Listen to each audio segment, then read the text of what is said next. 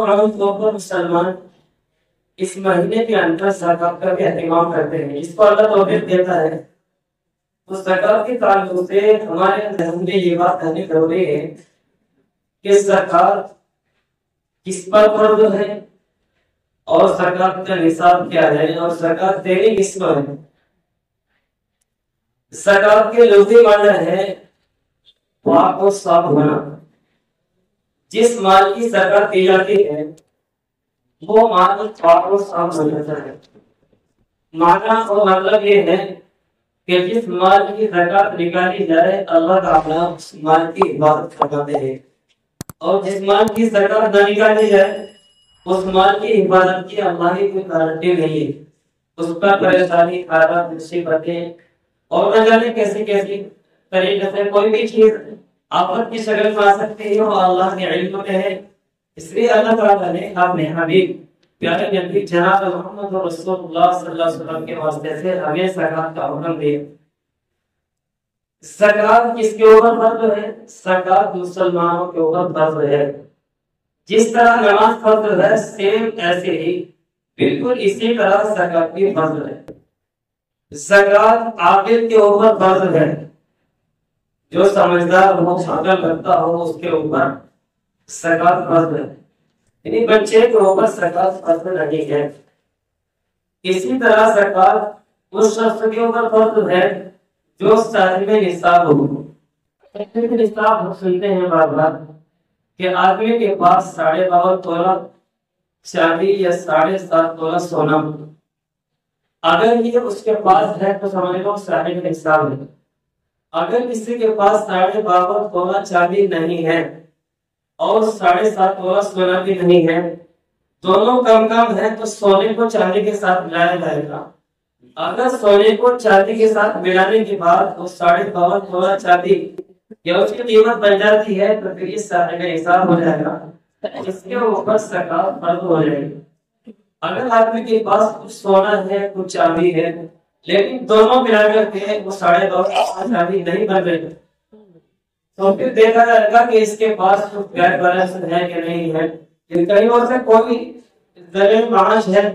اگر آنے کی اس کے پاس کوئی شکل ہے تو اس کی ساری چیزوں کو ملا کر دیکھیں گے کہ اگر وہ 52.5 تولہ چاندی کی قیمت بن جاتی ہے تو پھر یہ شریعت کی نگاہ میں زکات اس کے اوپر فرض ہو جائے گی، اس کو زکات دینے پڑے گی۔ اب زکات دینی کس کو ہے؟ اللہ تعالیٰ نے بہت تفصیل کے ساتھ قرآن کریم میں ان مسائل کو، ان جگہ کو بیان فرمایا ہے۔ فرماتے ہیں انما الصدقات للفقراء والمساکین والعاملین علیہا، کہ صدقات تمہیں جو اپنی زکات دینی ہے ان میں سب سے پہلے نمبر پر اللہ تعالیٰ نے جو بیان فرمایا ہے وہ ہے فقراء، دوسرے نمبر پر ہے مساکین۔ فقراء اور مساکین میں تھوڑا سا فرق ہے۔ فقراء یہ فقیر کی جمع ہے اور مساکین مسکین کی جمع ہے۔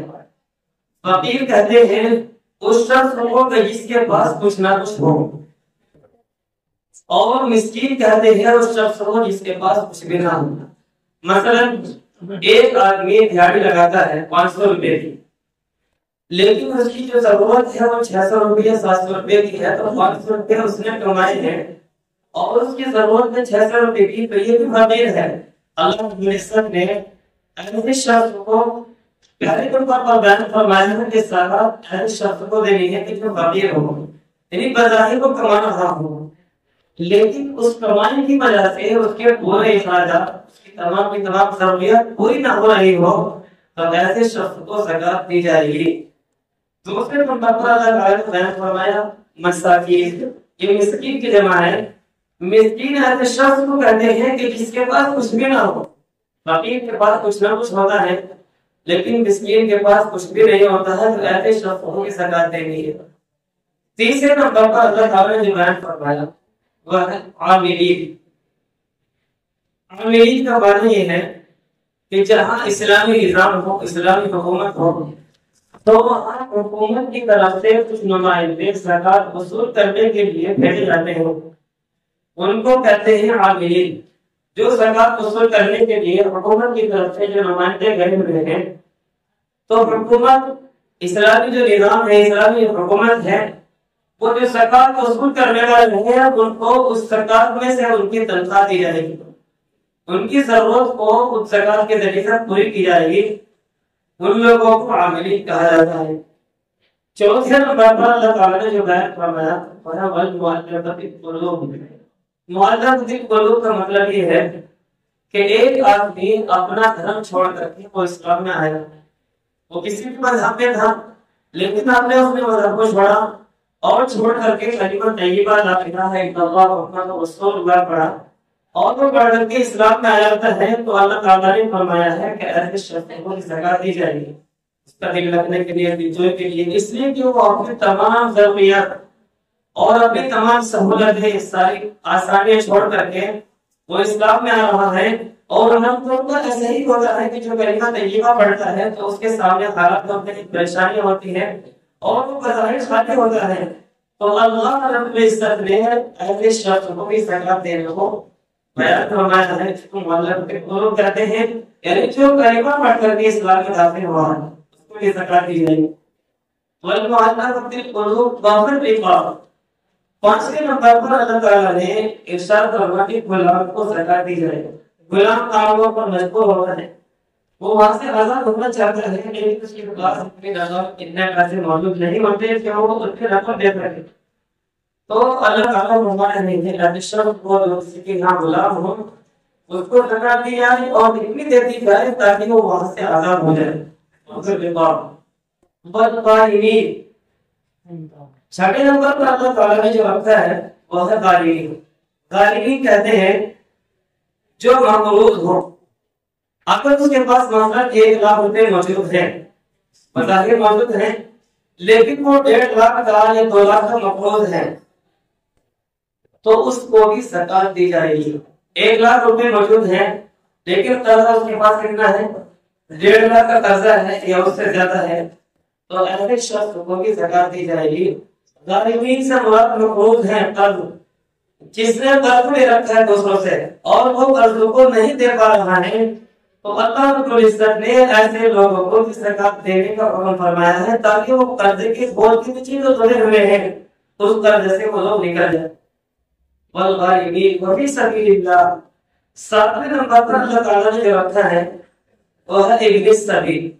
اس کا سب سے پہلا جو فرض ہے اور جو مستحب ہے وہ جو اللہ کے راستے میں جہاد کر رہا ہو، لیکن علماء نے اس کے اندر ہر اس شخص کو بیان کیا ہے کہ جو دین کی محنت کے لیے اللہ کے راستے میں نکلا ہوا ہو، وہ طالب علم ہو، مدرسے میں پڑھنے کے لیے نکلا ہو یا تبلیغی جماعت میں کوئی نکلا ہو دین سیکھنے کے لیے، اگر اس کو ضرورت پڑتی ہے، ضرورت پیش آتی ہے، تو ایسے شخص کو بھی زکات دی جائے گی۔ وفی السبیل، والغارمین وفی سبیل اللہ وفی السبیل۔ آخری نمبر پر اللہ تعالیٰ نے ارشاد فرمایا وہ ہے مسافر۔ ابن السبیل سے مراد مسافر ہے کہ ایک آدمی سفر میں ہے، یہاں سفر سے مراد اور سفر شرعی ہے کہ جو آدمی اپنے مقام سے تقریباً 80 کلومیٹر کی دوری پر ہو اور وہ سفر میں ہو، وہاں اگر اس کو پیسے کی ضرورت پڑتی ہے تو ایسے شخص کو بھی زکات دی جائے گی۔ اگر وہ بظاہر مالدار ہے، پیسوں والا ہے، لیکن وہاں اس کے پاس پیسے کی ضرورت پڑتی ہے، تو مالدار ہونے کے باوجود بھی ایسے شخص کو زکات دی جائے گی اور ڈیری میں کوئی حرج نہیں ہے۔ ہو سکتا ہو کہ جس مقام میں وہ موجود ہو، ہم یہ زمانے میں رہ رہے ہیں، آدمی کے پاس ساری سہولتیں ہیں اور آسانیاں ہیں، جہاں بھی وہ ہوتا ہے وہیں پیسے نکال لیتا ہے، لیکن بعض مرتبہ ایسا ہوتا ہے کہ آدمی کے پاس اے ٹی ایم ہو لیکن اے ٹی ایم والی جو مشین ہوتی ہے وہ موجود نہیں، یا وہاں مشین موجود ہے اس کے پاس اے ٹی ایم نہیں ہے، یا اس کے پاس چیک بک نہیں ہے، جو ذرائع ہیں اگر وہ ذرائع اس کے پاس موجود نہ ہو اور یہ مستحق مذاہب نہیں ہے لیکن سفر میں ہے اور اس کو پیسے کی ضرورت ہے، تو اللہ تعالیٰ فرماتے ہیں ایسے زکات دی جائے گی۔ تو کہنے والے سبیل فریضۃ من اللہ واللہ علیم حکیم۔ اللہ تعالیٰ نے ہمیں کو فرمایا کہ ہم نے مہر لگائی ہے کہ ان 8 آدمیوں کو جو 8 مصرف ہیں، ان 8 میں سے جس کو چاہو تم اپنی زکات دے۔ میرے بھائیوں دوستوں بزرگ، یہ جو 8 ہمارے سامنے آئے ہیں، ہمیں ذہن میں رکھیے بہت آسان ہے. سب سے پہلے نمبر فقراء، دوسرے نمبر پر مساکین، اور تیسرے نمبر پر ہے والمساکین والغارمین وفی سبیل اللہ. تیسرے نمبر پر ہے مقروض، اور چوتھے نمبر پر ہے غلام، اور پانچویں نمبر پر ہے جو نیا مسلمان ہوا ہو، اور ساتویں نمبر پر ہے جو اللہ کے راستے میں جہاد میں نکلے ہو یا دین سے نکلے ہو، اور آٹھویں نمبر پر اللہ تعالیٰ نے مسافر کو. اب ان 8 مسئلوں کو ہم اپنے ذہن میں رکھیں. اس کے بعد ہم اپنی زکات سوچ سمجھ کر دیکھیں سامنے ہمارا زکات کا مستحق ہے کہ نہیں ہے.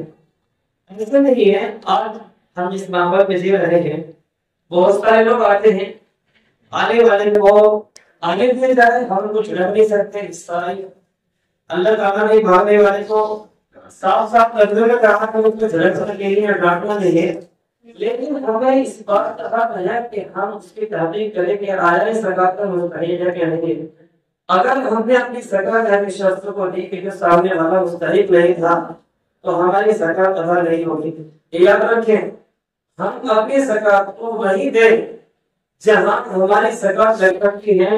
اگر ہم نے بغیر تحقیق کے اپنی زکات کو لے لی اور معلوم ہوا کہ اس زکات کا مستحق نہیں تھا تو یاد رکھیں کہ ہماری زکات ادا نہیں ہوگی.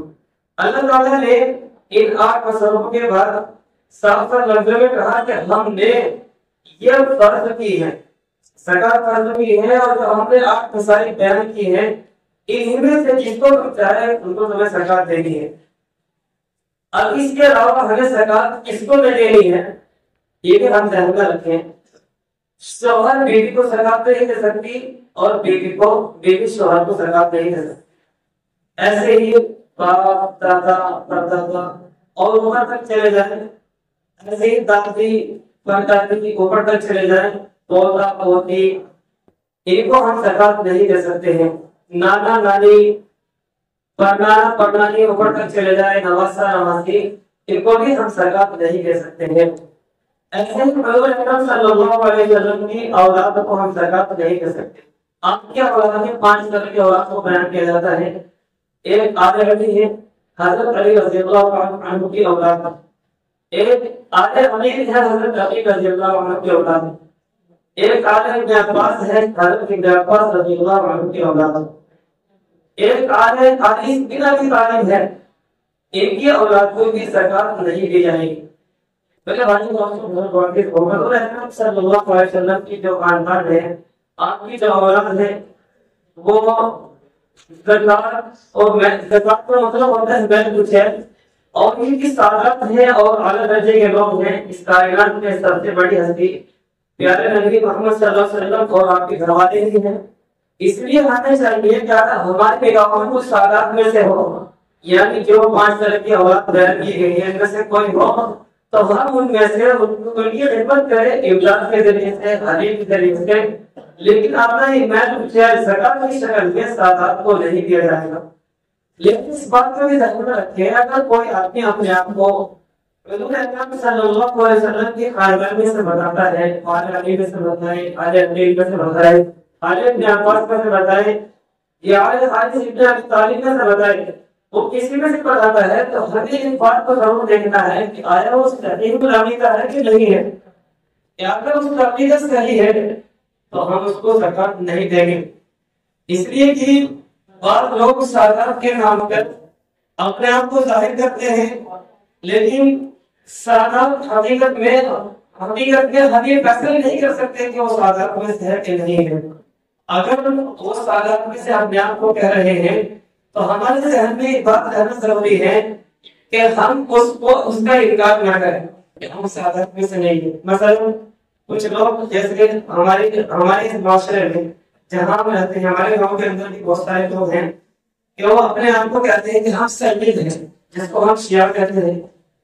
شیعہ صحیح معنی میں یہ حضرت علی رضی اللہ عنہ کی زمانے میں جو جنگ ہوئی تھی اس میں کچھ لوگ الگ ہو گئے تھے، ان کو خوارج کہا جاتا ہے. بعد میں چلتے چلتے انقلاب شیعہ بنا، وہ اپنے آپ کو سنید کہتے ہیں تو ہم اس کا انکار نہ کریں لیکن ان کی تعریف بھی نہ کریں.